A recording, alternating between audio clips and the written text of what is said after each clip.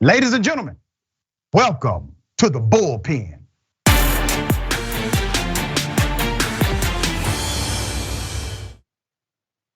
We have a special bullpen today. My big homie Tizzy, my brother from another mother. Before I go to Tizzy, let me remind you of the kind of stories him and I both cover. Here it is. Hey, Vancouver, British Columbia, it's your turn. Need to see that public? The kids don't need to see that public. Don't like it, get the out of Canada. And the fun thing about Canada is they're pretty good about bringing hate crime charges, which this absolutely qualifies as. So Vancouver, who is he? So you have a double amputee who's normally in a wheelchair, moving around on the remainder of his legs, wielding a knife. And you want to disarm him so that he doesn't hurt you, himself, or others. So what can you do? You tried taser didn't work. Fair. Pepper spray? I mean, if he can't see, it'd be hard to throw a knife at you. But let's say they didn't have pepper spray. Okay, how about step back? How about create distance? It seems time after time we see members of law enforcement go, that meets the bare minimum standard of what makes it okay for me to pull my gun and discharge it. And so they do, instead of always trying to find any other solution. So I showed you that video of a Douglasville, Georgia man threatening the life of a black FedEx driver while hurling racial slurs at him. Then I showed you how that driver now has an attorney and they went and filed a formal incident report with the Sheriff's Department, and now the Sheriff's Department just needs to act on it. Well, the Sheriff's Department decided they're not going to cite that man. If you want this handled in the court of public opinion, we can go that route, but I'd rather he faces the legal consequences that he absolutely should. He called him racial slurs and told him, I'll show you how little black lives matter. That is a hate crime. So since the Sheriff's Department wants to operate under good old boy standards, perhaps the Douglas County District Attorney would like to take up the reins and do something about it. My dear brother. All right, so what people may not know is that Tizzy and I actually work on stories together sometimes, just behind the scenes, all right? Okay, brother. Thank you so much for having me. Absolutely, man. Video content creator, editor, director. Let me ask you this question first, because I think some people would be fascinated to know what led you to do this kind of much needed social justice work. I would say I found it by accident. I joined TikTok originally just to create silly content, just as a creative outlet, kind of always on any kind of thing like that, Instagram, Twitter, whatever it may be.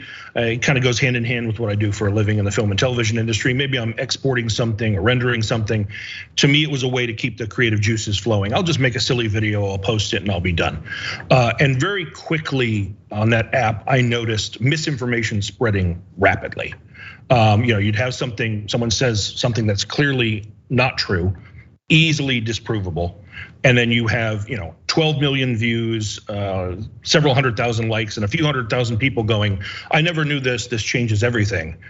And I was sitting there going like, well, that's not true at all. So it kind of started as that, me sort of responding to just misinformation.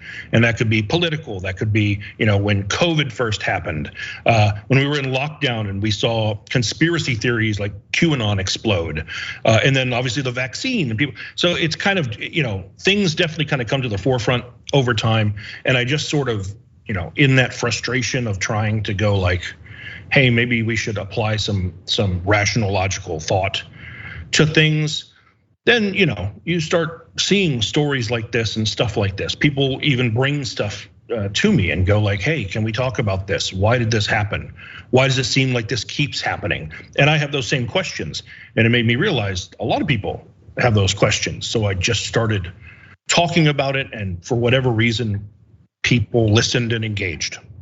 Michael, I want to know your process, dear brother, because naturally, we're just one person. I'm one person, you're one person. We can help somebody, but we're not able to help everybody. But everybody can help somebody. And if everybody would engage, then everybody would get help. So there has to be a process. I know I get a lot of emails every day. And we are very thoughtful about going through those emails, following up, having people provide information so that we can properly vet the story. And here's why we have to do that. There are people who try to get us to do stories that are not true in order to discredit the platform. So we have to be really, really careful when we vet the information up front. What kind of process have you been able to engage in? Because I know people hit you up just as well. Sure. I mean, I think it's constantly evolving. A lot of it over time, and you can probably relate. You do kind of build sort of a gut, if you will, to like something here. Those red flags pop up pretty easily, where you can see stuff. Sometimes there's stuff that I think is probably true. I believe the person telling me the thing, but there's not enough for me to be able to go and make a video and say this thing happened or this was like this. So yeah, it takes a lot of kind of discernment, I'd say is maybe a good way of putting it, to just sort of like, you go through those facts, you double check things, you ask for links, you asked for the screenshots or the recordings or the stuff that backs up the claims that are being made. And so, you kind of have to just sort of vet it, and then it's a mix of that and sort of, using your own better intuition and deciding accordingly. But it can be tough. Let me ask you about some of the responses you get. I'm gonna read one that I received just this morning. Now I get death threats all the time. And so this person named Reed says, so as to make no mistake as to who I am loyal to, I am from a long line of the White Knife clan. All right, so he sends me this in an email. This is what we call a veiled threat. I get them all the time. I'm sure people come at you as well. They don't like the fact that you are exposing corruption. Yeah, absolutely. I remember I did a video that just was talking about the differences between Black pride and white pride, for example. It came out a few years back. A lot of white supremacists, they put me on the radar and they really didn't like that. I got to a point where I started responding to people and asking if they could, if you do a Google search for images of nooses, if you could please scroll down like 30, 40, or 50, because those first like 20 or 30, I've already seen all of them. You all have sent them to me already. Because I got tons of messages that were like, you can hang alongside. And stuff of that nature. And yeah, I'll get those things, I'll get those things when I do a post, and maybe I duet someone or I share someone else's post. Then they're like, oh, these people messaged me to tell me, don't associate with him because X, Y, Z, or if you're with him, then you can get it too. So sometimes it even spills over in that way. Yeah, it is unnerving to say the least. Yeah, tell me about your connection to the stories. I'm really not a professional broadcaster. I'm a guy that professionally broadcasts. I'm Rashad Richey from Glenwood Road. That's who I am. And that's how I approach stories, and that's how I connect to stories. So some stories obviously have significant emotional impact on me. How do you get through that process as you are not only vetting the story, but working the story so that you can make a presentation, a thoughtful presentation to the public without getting so caught up that you cannot deliver the story properly? Sure. I mean, yeah, because a lot of these things do impact me on an emotional level. Yeah. I think that's a big part of why we do this kind of stuff, right? As my following, if you can call it that, grew, you get to a point where you start feeling an obligation. You start feeling like if all these people are going to be listening, and then there's people that need help or things that need attention, I feel a responsibility to bring that. So I'd say that's probably the main driving factor. That's the thing that kind of keeps me going. Because this can be, I don't think I have to tell you, this can be taxing on your mental health. Yeah. This can be taxing on your physical health. There you get burned out, you get wore down, and you just have to kind of keep finding those things that keep you going. In my case, I find it's usually when we actually, I say we because I can't do this stuff alone. It's the people that follow and engage and share. That's the reason that anything gets accomplished. And when we're able to help someone, when we're able to, find out who someone is, or there is a need and a GoFundMe or whatever the case may be, and we're able to overwhelm that person with blessings and kindness. Or sometimes it's just I'll post something and just people that follow me and see my post will inundate that person with positivity. Yep. That's what keeps me going, and that's kind of.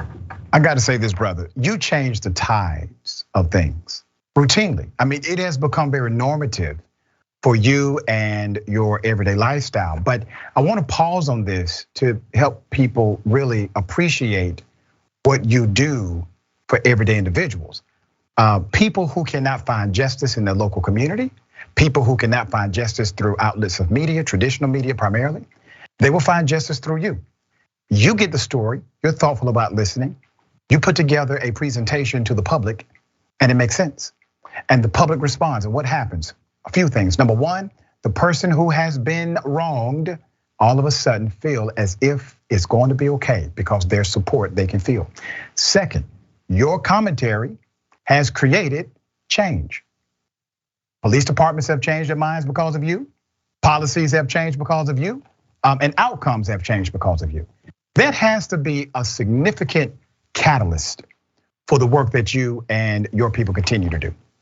No, absolutely. It's the whole thing. I mean, I just had something I posted today, and the young lady involved literally made the statement that she didn't feel safe to try and press charges against someone until she got inundated with messages after my video posted from people showing her support, from people validating that she has a right and a reason to feel the way that she does. And how that made her feel safe, that gave her confidence, and how she did communicate with police, and she did stand up for herself and say something needs to be done, and now charges have been brought in that situation. That kind of thing is everything as far as I'm concerned. I got to say this for everyone watching. My dear brother actually reached out to me a while ago, and it was based on a story. And from there, we decided to start coordinating together on some things. And typically, we're not going to let the public know what we're coordinating on. All right, we want to be effective, okay?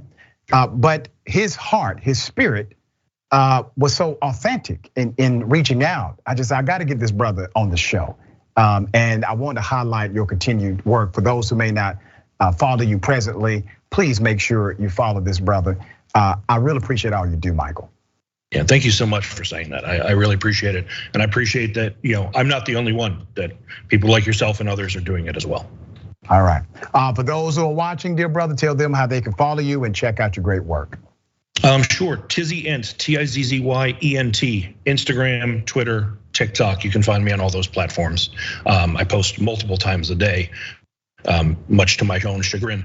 So yeah, you can find me there and keep up with me there. And I appreciate all the eyeballs that can help forward a story. There you go. Thank you, Tizzy. I appreciate you, brother. Thank you.